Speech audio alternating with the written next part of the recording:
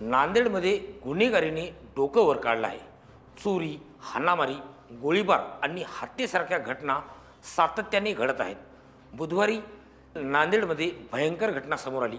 सकाळच्या सुमारास दोन अज्ञात मारेकऱ्यांनी स्कूटीवर थांबलेल्या एका तरुणास चाकूने वार करून त्याची हत्या केली। हल्लेखोरांनी पाठलाग करत तरुणाच्या मानेवर, पोटात आणि पाठीवर तब्बल 8 ते 10 खंजर खुपसवली। रक्ताभंबाळ असलेल्या तरुणाचा जागीच मृत्यू झाला। दिवसाढवळ्या घडलेल्या या घटनेने शहरात खळबळ उडाली आहे। अमोल भुजबळ असं मृत तरुणाचे नाव आहे। अमोल भुजबळ हा शहरातील खोब्रागडे नगर येथील रहिवासी असून तो एका खाजगी रुग्णालयात सुरक्षा रक्षक म्हणून काम करत होता।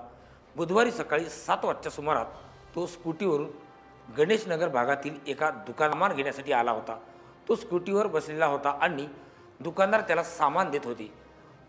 तो स्कूटीवर बसले असताना काही वेळात पाठीमागून काळ्या कपड्याने तोंड झाकलेले दोघे जण धावत आले आणि अमोल बेसावत असताना त्याच्या मानेवर, पाठीवर खंजराने वार करण्यास सुरुवात केली।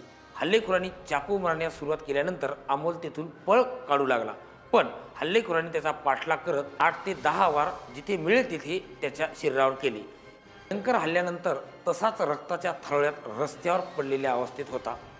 दोघांपैकी एकाने डोक्यावर हेल्मेट तर दुसऱ्याने एकाने काळा रुमाल तोंडाला बांधलेला होता। सकाळची वेळ असल्याने रस्त्यात फारशी गर्दी नव्हती, त्यामुळे हल्लेखोरांनी सकाळी त्यांच्यावर बेसावतपणे भीषण वार केले। दिवसाढवळ्या घडलेल्या घटनेने गणेशनगर परिसरात एकच खळबळ उडाली आहे। घटनेनंतर हल्लेखोर पसार झाले, मात्र घटनेचा थरार CCTV कॅमेऱ्यात कैद झाला आहे। घटनेची माहिती मिळताच अतिरिक्त पोलीस अधीक्षक सूरज गुरव, पोलीस उपाधीक्षक सुशील कुमार नायक, स्थानिक गुन्हे शाखेचे पोलीस निरीक्षक उदय खंडेराय यांच्यासह शिवाजीनगर पोलीस ठाण्याचे अधिकारी कर्मचारी घटनास्थळी धाव घेतली। जुन्या वादातून ही हत्येची घटना घडल्याची माहिती आहे। फरार हल्लेखोरांना पोलिसांकडून शोध घेणे सुरू आहे।